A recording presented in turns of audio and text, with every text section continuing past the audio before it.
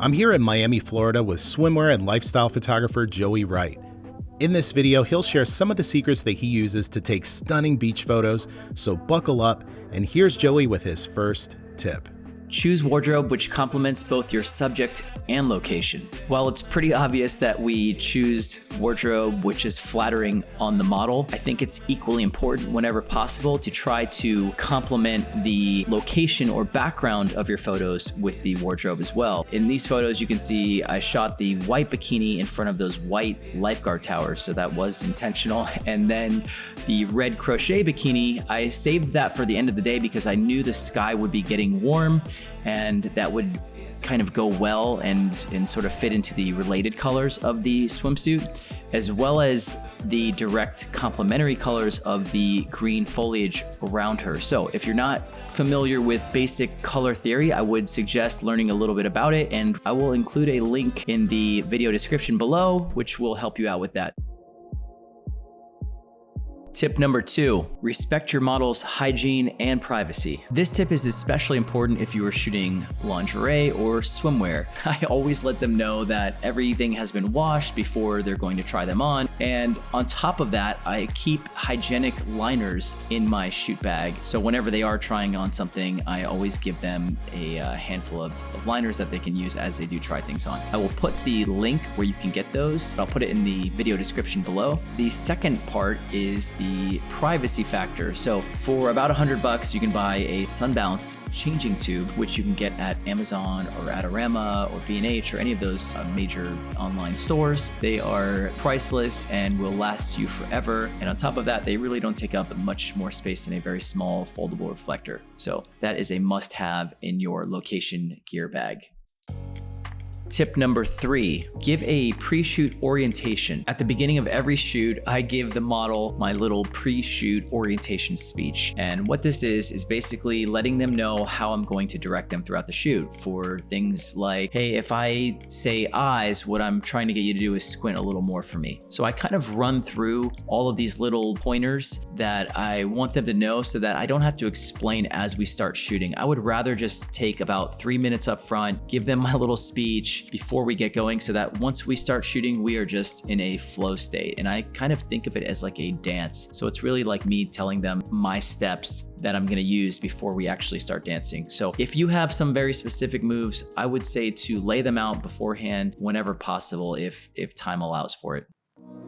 Tip number 4, take advantage of your zoom. Whenever somebody asks me what my favorite lens is, I always say my 24-70 2.8. Not only is it a fast lens that can get me through low light situations, more importantly, I love the fact that I get such range out of it, and going from 24, which can get me a nice full length shot of the model and show a nice wide view of my scene and location, I can also zoom in without moving my body and get a nice 3/4 shot. So you'll see in the photos of Peyton with her white bikini that I was able to quickly crank the zoom, get that shot, but I could also go wide if I liked what she was doing with her legs or the lower part of her body and I wanted to show everything. 24-70 or whatever zoom you've got, I really love that for how quick I can go from full length to 3/4 without having to get my old ass up.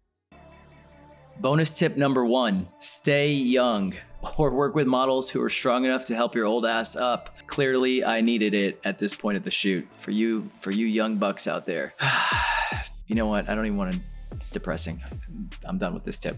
Tip number 5, count down daylight using your hand. This is a quick little tip if you are running out of daylight and maybe you didn't check to see what the exact sunset time was for that location or that time of year. So you can actually hold your hand out, and for every 4 fingers, you've got about 30 minutes left in your day. So you can hold your hand out where the sun is right at the top of your index finger, and then kind of move down to where your pinky was until you hit the horizon, unless you've got monster hands or very tiny hands, in which case you should probably test that out before a shoot.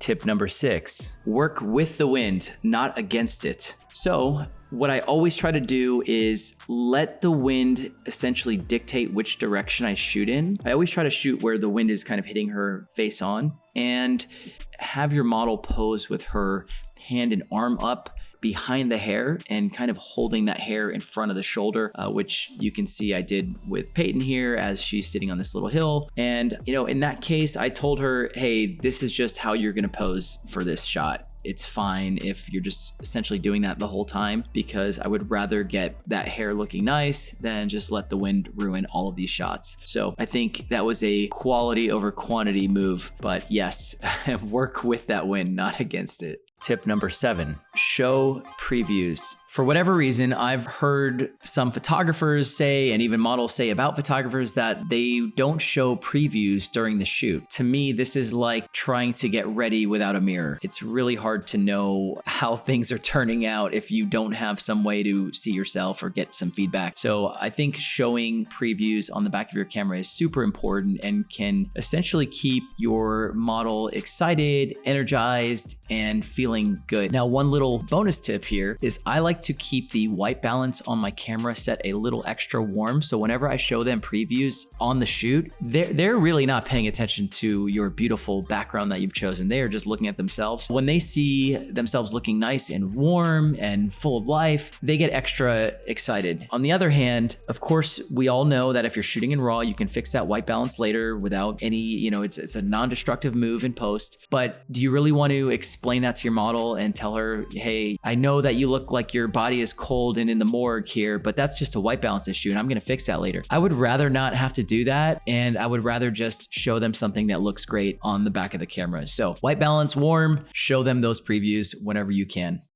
Tip number 8, do not experiment on your client. A little birdie told me not long before this shoot that the Victoria's Secret Amber Romance body spray works amazing as a bug spray and smells awesome compared to something like Off. So I hopped on Amazon, got that spray delivered, and brought it out to this shoot. And we ended up in this little nook where the bugs were ripe and very hungry. So we were all instantly getting eaten by these little mosquitoes or sand fleas or whatever they were. And I said, hey guys, don't worry.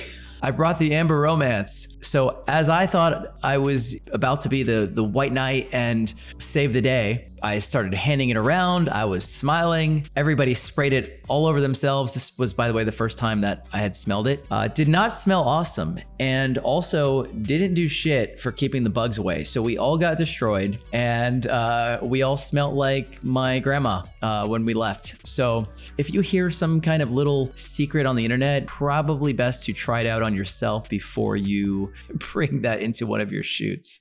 Thank you, Joey, for bringing us on to your shoot and for sharing these tips with us. Thanks to Peyton as well for modeling for this video. Be sure to give her a follow. Her links will be in the description of this video. Hey, Joey, got anything else you'd like to share? Thanks for having me on the channel, Miguel, and it was my pleasure sharing these tips. If you would like to follow my work, please check me out on Instagram at Joey Wright Photo, and you can also check out my full swimwear photography tutorial at fstoppers.com/swimwear. And depending on when this video comes out, I might have a few seats left for my annual swimwear photography workshop in Miami, and you can get more info at joeywrightworkshops.com. All links will be below.